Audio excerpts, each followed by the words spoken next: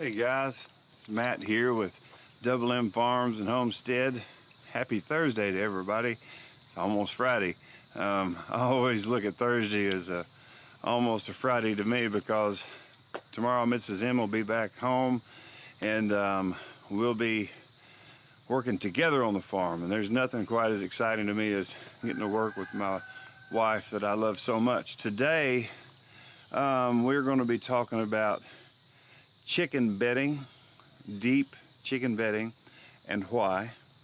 And we're going to be talking about supplementing our chickens' diet and the different ways that there are to do so and the method that I have chosen. So we're going to go through those things. Today's video may not be quite as long, but I'm going to try to give you as much information as I can. So you guys stay tuned for just 1 second. We'll be right back.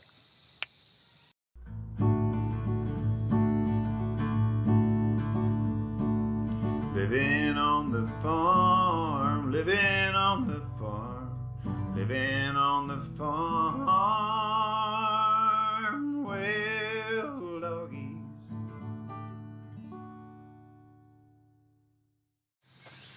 All right, guys, we're going to be talking today about bedding. The reason why I'm bringing up bedding and why it's so important, my chickens have to jump about 3 feet to get from the roost bar that I have right now onto the ground.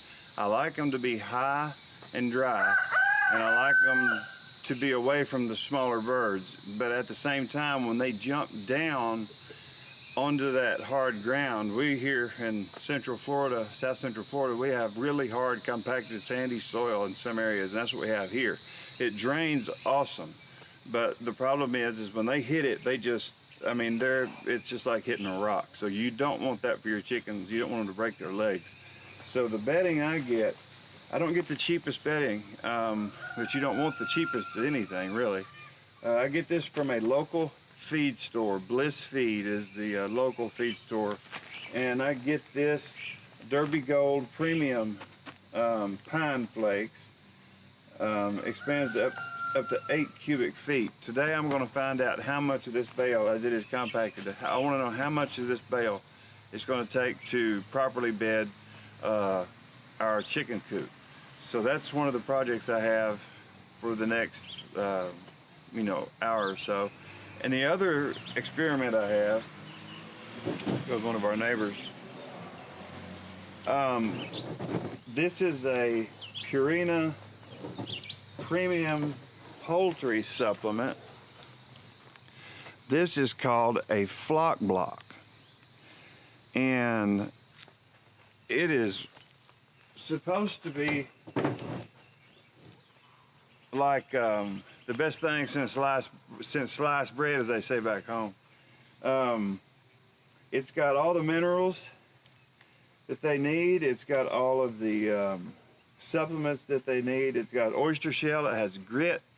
It has all of the niacin, the selenium, all those important nutrients they need, magnesium, zinc, copper, things they need to help them stay healthy also and keep their body's parasite free. The copper plays a big part in that. This block is going to help keep my flock healthier, and so I'm curious to see how they're going to affect this, how quickly they'll come to it and how quickly they'll devour it. So we're going to find out. We're going to put it out here in a few minutes, and I want to show you how we do that. So today we're going to do bedding in the chicken house back at the back, and I got 2 of these. They were 11 bucks each, and this was like 10, so it was a pretty good deal. No, this was like 8. It's really very, very cost efficient. So anyway, we're going to go to the back of the farm where the birds are, and we're going to start feeding and bedding. So just hold on. We're going to be right back there.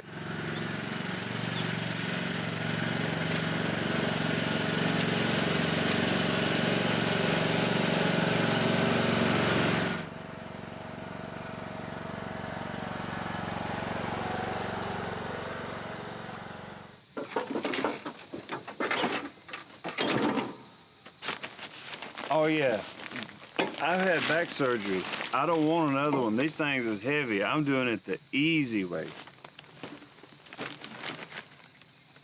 I got plenty of time, and that's a fact.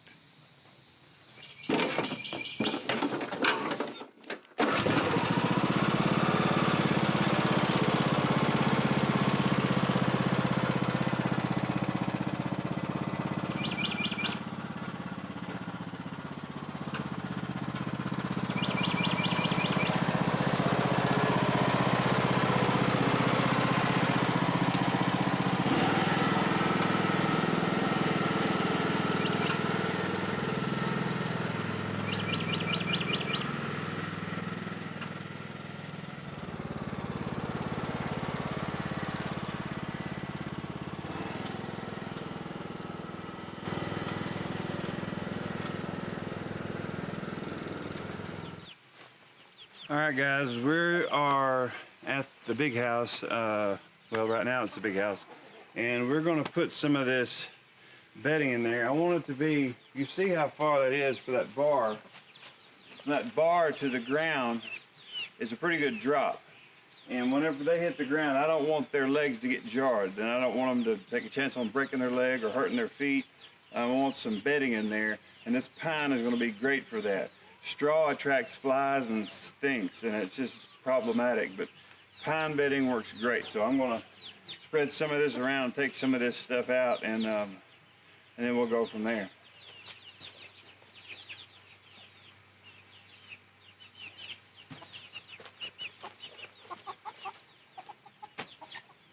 Now that I've got all the stuff out of there, moved it over here, I'm gonna take this bedding out, cut it open, and start spreading it out in there, and I'll hopefully run some chickens out. I found my pocket knife that time.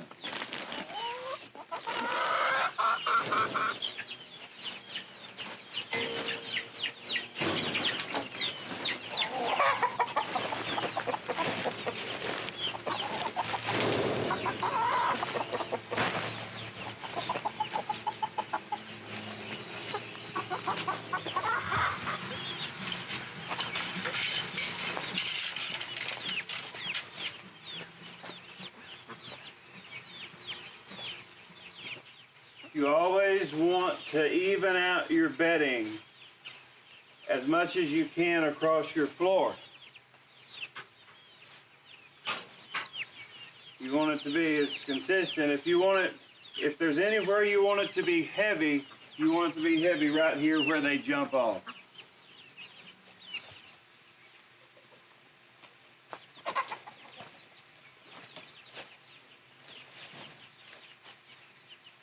As you can see, I use this smaller one for fine-tuning my bedding, where it's just getting it right around the nest boxes and other areas like that, where I know the chicks will tend to congregate. So I fine-tune with this small rake all the way to the back. Don't need this stick in here. Hey guys, I got the bedding done. I wanted to emphasize one very important thing. I am so thirsty right now, but if I'm thirsty, the chickens are thirsty. If you'll notice, everywhere that I have food, I have water. There's nothing to me more important than providing food and water. Right there, you have food and water. Over here with the pasture birds, even back there, I give them food and water. And the purpose behind all that is to keep them away from that fence as much as I can. I want them to come out here if they're hungry. I want them to come out and graze, but at the same time, I want them to know that they're safe. They can run to that fence. They can run to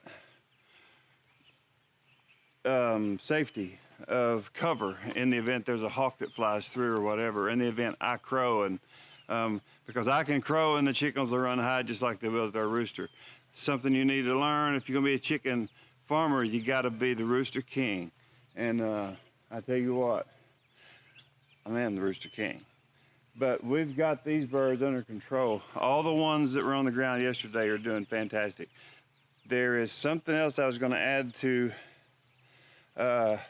this content.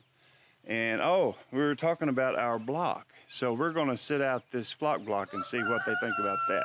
So give me just a few seconds and I'll be right back.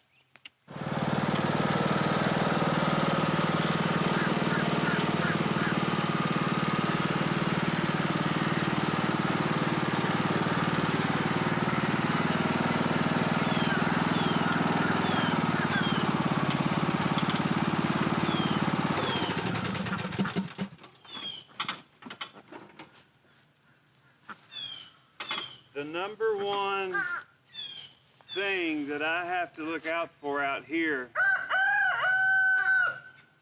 as do the roosters, are hawks. And if one of these roosters crows, or if I crow, literally, believe it or not, these things will run everywhere. One of these days I'm gonna do it. I think it's kind of embarrassing. This is the flock block. I want these birds to know that this area is safe. I want them to know this area is safe, and I want them to have this nutrition. So the way I understand it is I need to put it on a block so it's not sitting on the ground. And I just happen to know where a small half block is. So I'll be grabbing it from over here if I can find it.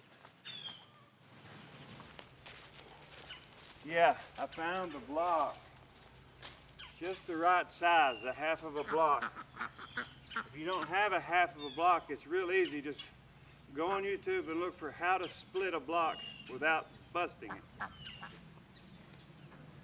But this is our flock block. We're going to open it up, handy dandy case pocket knife.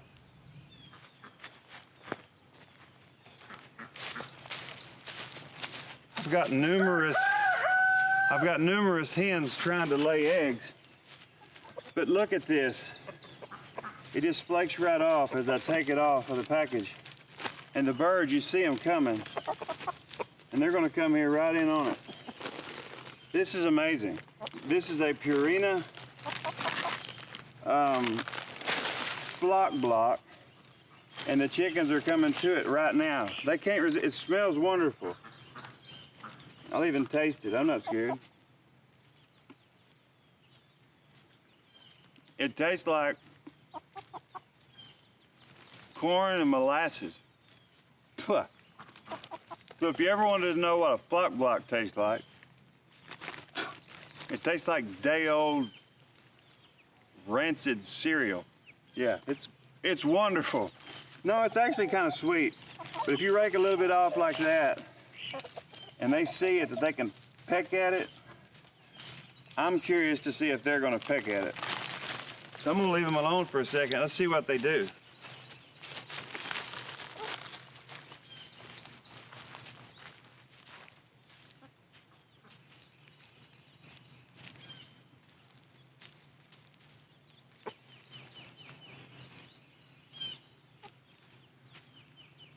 According to everything I know, they should start pecking at this thing pretty quickly. And that's it. That is absolutely incredible that they have all come in to feed off of that flock block. That's incredible. Let's leave them with that flock block for a little bit and see what else we need to work on. The ducks just told me in a not so subtle way that they're thirsty too, and I hadn't freshened their water. So let's see if we can't get that. Let's see if we can't get that problem solved right quick. What do you think?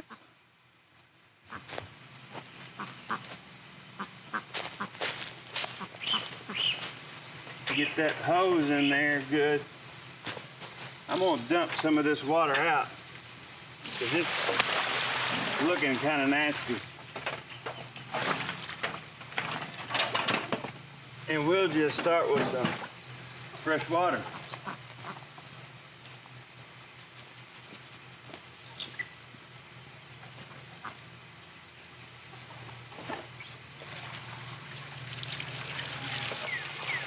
Oh no. One thing about where we live, we have a well. And if you don't have a well, I really hope that one of these days you have the opportunity to have that. On a piece of property of this size, with as many chickens as I have, and ducks, and with the Florida heat, and the tropical parasites, and all of the things that are going against these birds, I do everything I can to try to make it clean and make it nice for the birds. And so, as hard as they've got it dealing with the world, they shouldn't have to deal with it that hard whenever it comes to their food and their water. I don't understand, some people get the animals and they don't take care of them, and that's something that I have a real problem with. But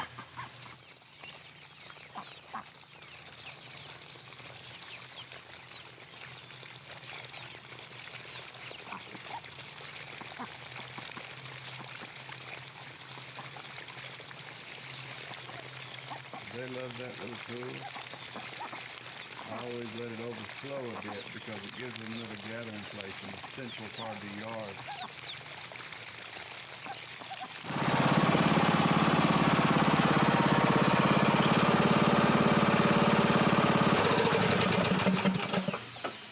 well, folks, that's going to be it for today.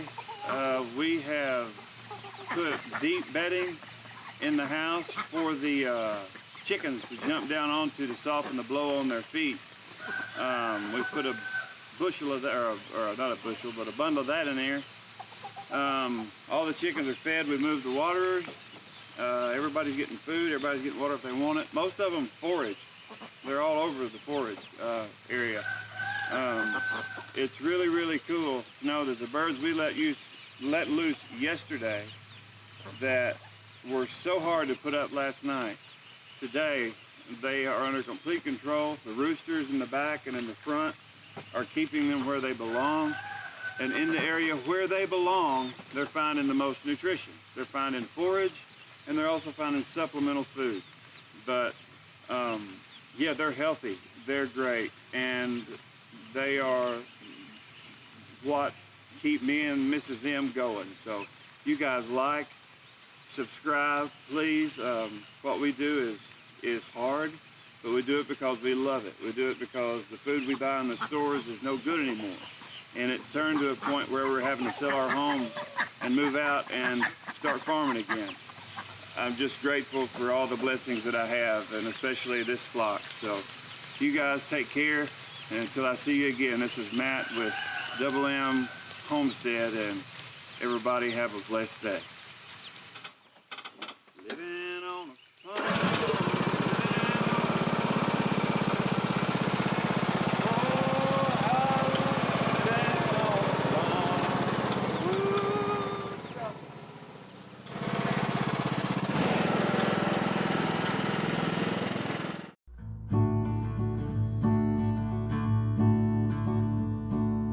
Living on the farm, living on the farm, living on the farm.